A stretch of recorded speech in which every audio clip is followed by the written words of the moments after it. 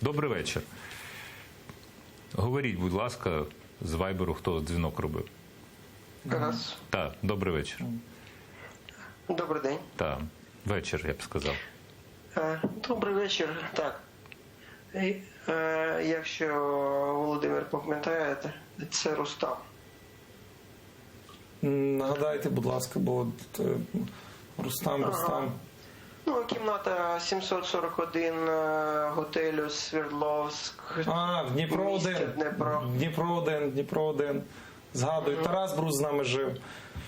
Ну, Так. то прошу. Кажіть. Це я хотів зараз запитати, щоб Володимир розказав про обставини загибелі Тараса Бруса.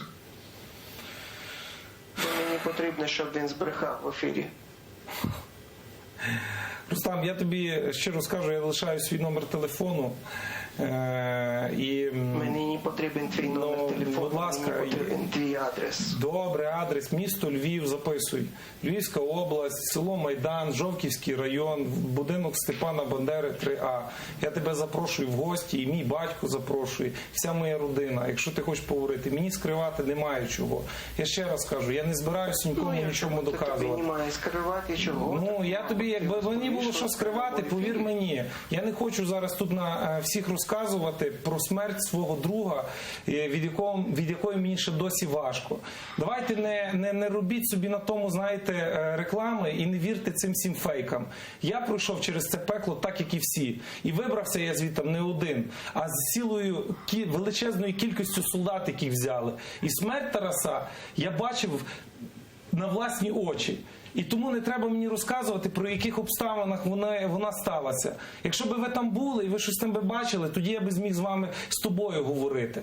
А так як ми з тобою жили в одній кімнаті і ділили один кусок хліба, і зараз дзвонити і розказувати, що я щось роблю не так, я тобі ще раз кажу, коли мені Горбатюк запропонував пройти детектор брехні поліграф, я сказав, принесіть. І якщо тобі цікаво знати обставини загибелі Тараса, то ти, що би я тобі не розказував, ти в них не повіриш. Навіть якщо б ти так собі придумав. Так що, якщо ти хочеш дійсно знати, я тобі говорю, приїжджай до мене, сядемо, можеш вибрати будь-який детектор брехні, будь-який, можеш мене в будь-яку країну завести, в будь-яку лабораторію. І я тобі дам відповідь на питання, як загинув Тарас. Тому не розказуй мені, добре? Бо тому що я не збираюся тут бавитись в політику і в доброго депутата, який хоче тобі сподобатись. Я ще раз кажу, я це пройшов. Це що означає, що треба було там загинути, щоб доказати, що ти нормальний чи що? Я і так кожен день собі лікті кусаю, бо тому що я жалію за тим, що він загинув. Ти його не привів на війну, а я його привів, знаєш? І ми разом обдурювали його батьків, що він нібито в Дніпропетровській області займається волонтерством. Насправді він воював. Так що в тебе була би совість дзвонити і розказувати тут мені про те, що ти там знаєш і керуєшся своїми догадками. Запрошую тебе в гості, якщо ти адекватна, нормальна людина, а не просто тут перетворив це все на якийсь брудний діалог, який мені навіть неприємно вести. Це найбільша проблема добровольців. Разом пройшли війну, разом один хліб ділили, виходили з того проклятого Іловайська і потім всі сваряться, а як вбили, а як не вбили. Та якщо ви там не були, то не розказуйте мені.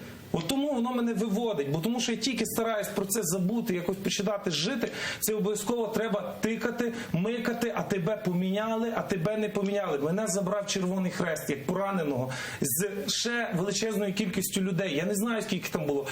150-200. Нас привезли під Волноваху, вас ще посадили в вертольот, забрали. Всіх решта в автобуси завезли на Мечникова. Крапка. Нема ніяких таємних, ні таємних планів.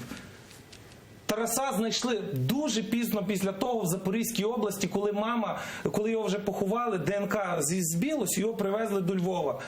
Я навіть знайшов ці групи, які його знаходили і, як сказали, він помер на місці. Зразу на місці.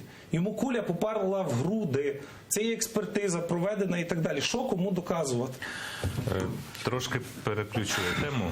Емоційний такий спіч. Та, Роман, а як може він бути необіційний, коли тобі дзвонить людина, я все зрозумів. І вона тебе звинувачує, що ти кращого свого друга, що якась от ситуація була. Відповідь вже була. Просто